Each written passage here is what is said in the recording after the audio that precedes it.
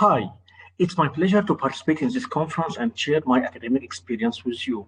I am Dr. Mohamed Chawki, Chairman of the International Association of Cybercrime Prevention, located in Paris. I hold a PhD in cybercrime from the University of Lyon 3 in France, and I have done my postdoctoral studies during 3 years in the same field at Aix-Marseille University. I am the author of many books and articles in French and English on cyber law and have delivered over 100 presentations. My research interest covers ICT, cybercrime, privacy, and security. So today we will be talking about a hot topic, privacy and security in the age of electronic health records. We will start by an introduction about electronic health records, important concerns about privacy and security, the legal framework in the European Union, and we will conclude our 15 minutes presentation by some solutions for electronic health records data protection. So, generally speaking, and before the digital age came about, processing health data didn't present complex issues that it does today. It was based on trust between doctors and patients. Everything was written down on paper, if not spoken merely. The arrival and distribution of communication devices like computers and tablets resulted in various issues and increased need for security. The use of medical data has faced ethical and legal problems in all areas of health treatment. There is no doubt that patients can quickly get helped by processing medical health data, and medical decisions are taken through a detailed understanding of medical history. However, we need to guarantee confidentiality, including the right to protect data and confidentiality to patients associated with health data processing problems from important rights dimension. In Europe, the General Data Protection Regulation, GDPR, recognizes data containing medical information as a vital type of data, and to this end, enhance a meaning of health data for data protection function. Today, we will also focus on the GDPR, the General Data Protection Regulation. So, what do we mean by electronic health records? Electronic health records represent an essential moment in the digitalization of health data processing. The definition of this new legal concept, which has met many difficulties, consists of two basic elements. The moment of storage by means of the digital technologies of all medical data and information that had been collected and managed on paper, and the moment of sharing of data collected by all actors of the system entitled to their communication and processing. All medical data are stored in a digital form. On such a basis, electronic health records and the ability to exchange health information electronically can help in providing higher quality and safer care for patients. They provide accurate, up-to-date, and complete information about patients at the point of care. Also, they enable quick access to patient records for more coordinated, efficient care. In addition, they help doctors more effectively diagnose patients, reduce medical errors, and provide safe care. Also, they enable safer and more reliable prescribing. Finally, they reduce costs through decreased paperwork, improved safety, reduced duplication of testing, and improved health. It should also be mentioned, in addition to the previous features, that ambulance services in Australia, the United States, and the United Kingdom have introduced the use of electronic health record systems. The benefits of electronic records in ambulances include patient data sharing, injury, illness prevention, better training for paramedics, review of clinical standards, better research options for pre-hospital care and design of future treatment options, data-based outcome improvement, and clinical decision support. What are the innovations in electronic health records? While there is still a considerable amount of debate around the superiority of electronic health records over paper records, there is no doubt that the emergence of ICTs has led to a revolution in the medical field. With the appearance of electronic health records, healthcare professionals can monitor and change data of their patients from computers, smartphones, tablets, and special equipment without the need to physically move from one place to another. In addition, patients can access their medical data and be updated about their medical status through special wearable technologies, such as smart bracelets, smart watches, smartphones, or smart rings. Generally, patients can control the access of their electronic health record, but they can't add additional data. Many studies conclude that to obtain the full potential of health records, patients should be able to access them anywhere and anytime. If health records are accessible, patients can verify the details and make a more informed assessment of their health status. Now the question is, what type of data shall be included in electronic health records? Many European countries, exception of local administration information on sick person, which include name, gender, date of birth, and national insurance number, need that just medical information is entailed in the records. Currently, we don't have a specific standard about the data to be included in electronic health records. Bulgaria, Luxembourg, France, and Italy accept that the data can be included about the TB patient transplanting of body parts. Health records in Croatia have to incorporate data on the individual's duty and career-related information and certain acts of smoking and alcohol drinking. Data in Estonia contains the patient's career and employer describing the working standards, educational background, the state of the family, health habits, psychological background and development, mental background and development. In Greece, health data includes family details and the patient's career. In Hungary, the career of the patient has to be incorporated. The Italians include also to health information, social and medical information. Now to a very important point. There is no doubt that privacy and security are a primary aim for growing personal trust and information improvement. There can't be privacy in the absence of security practices. Security and confidentiality are needs between patients and healthcare professionals.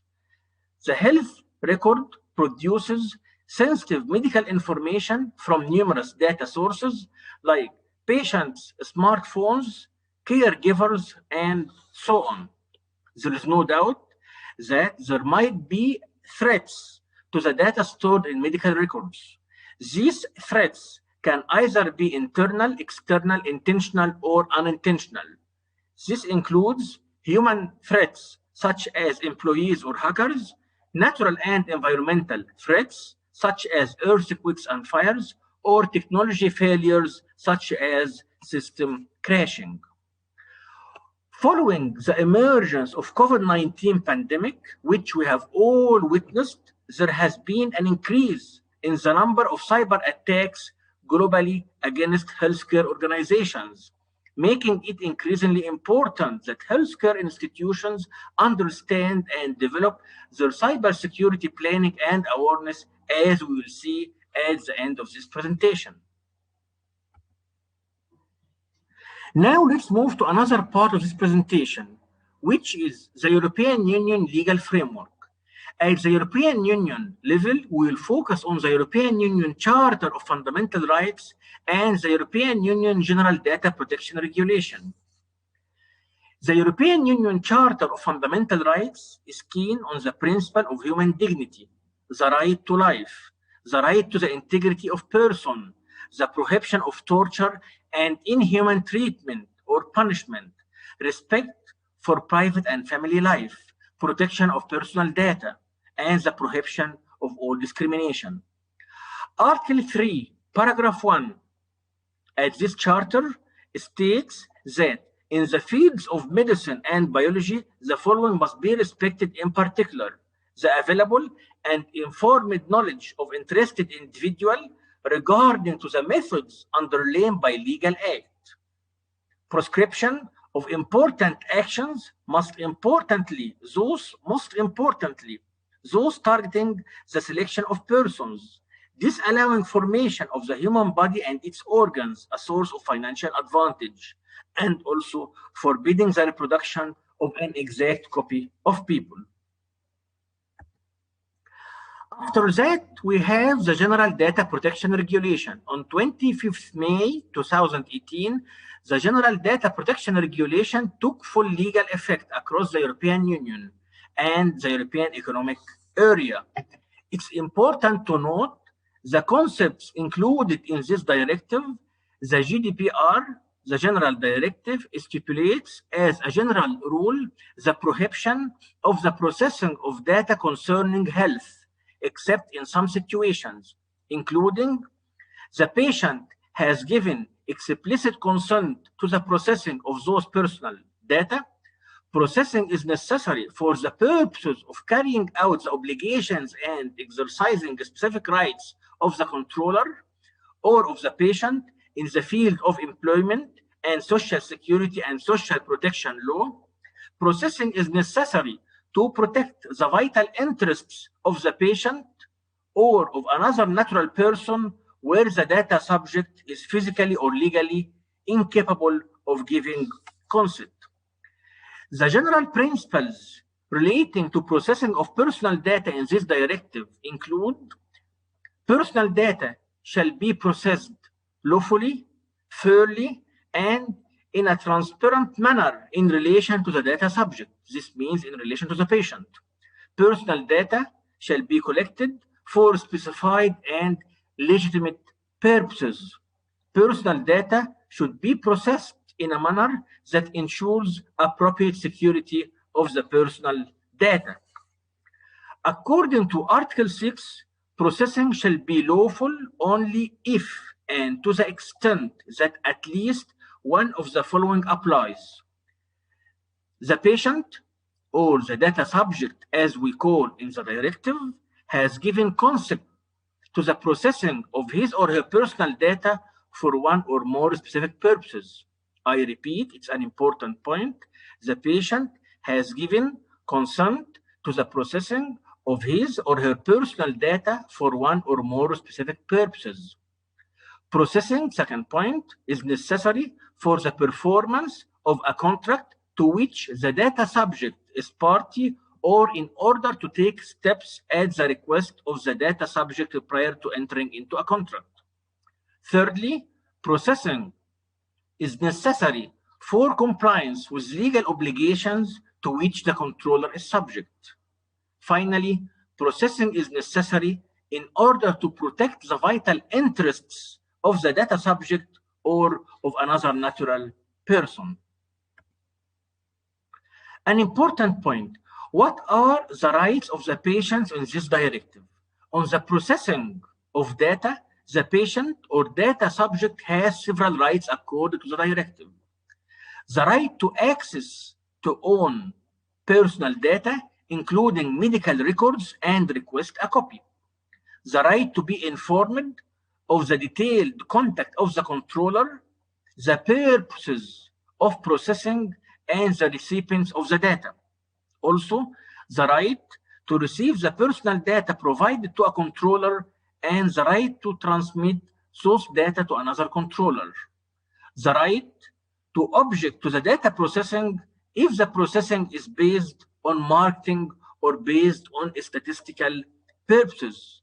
The right to communication of data breach. In case there has been a data breach, the authorities must inform the patient of this breach as soon as possible. Now to the final part of this presentation, solutions for EHR development.